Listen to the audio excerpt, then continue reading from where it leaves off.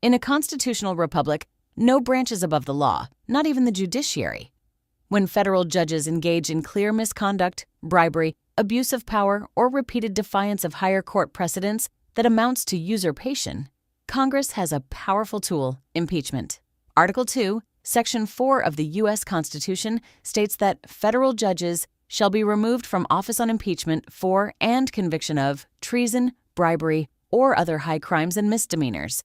This process, House investigation and articles of impeachment, followed by a Senate trial requiring a 2/3 vote for conviction, serves as the founders' check against judicial tyranny. Impeachment is not for policy disagreements or unpopular rulings. A judge interpreting the Constitution differently from you is not impeachable. But when judges ignore Supreme Court mandates, fabricate rights from whole cloth in ways that harm national security or equal protection, take bribes, or engage in blatant ethical violations, accountability is essential. Historical precedent exists. Congress has impeached federal judges 15 times, convicting 8. Cases involved corruption, perjury, tax evasion, and intoxication on the bench. More recently, discussions have focused on judges issuing sweeping nationwide injunctions that paralyze executive functions on immigration or other issues, sometimes in apparent violation of procedural norms. How Congress should act. 1. Gather evidence.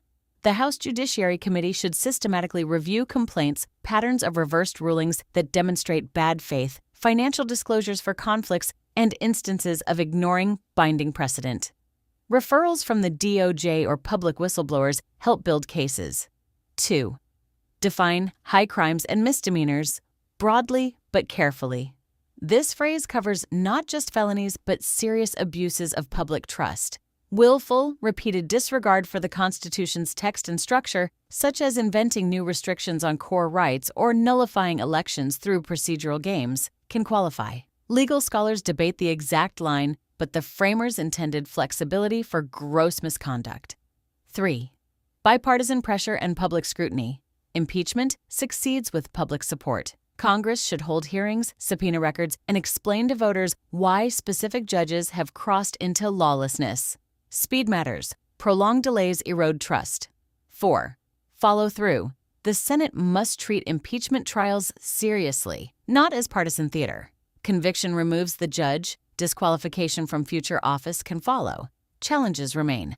Lifetime tenure was designed to promote independence, so impeachment must remain rare to avoid weaponization. Packing courts or jurisdiction-stripping bills offer complementary reforms, but impeachment directly targets individuals who violate their oaths. Americans across the spectrum grow frustrated when courts appear to legislate from the bench or block lawful executive actions without clear constitutional grounding.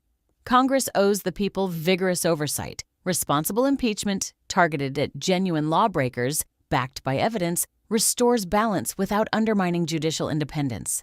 It reaffirms that judges serve under the Constitution, not above it. Lawmakers who ignore this duty fail their own oaths. The mechanism exists. The question is whether Congress will use it when the facts demand.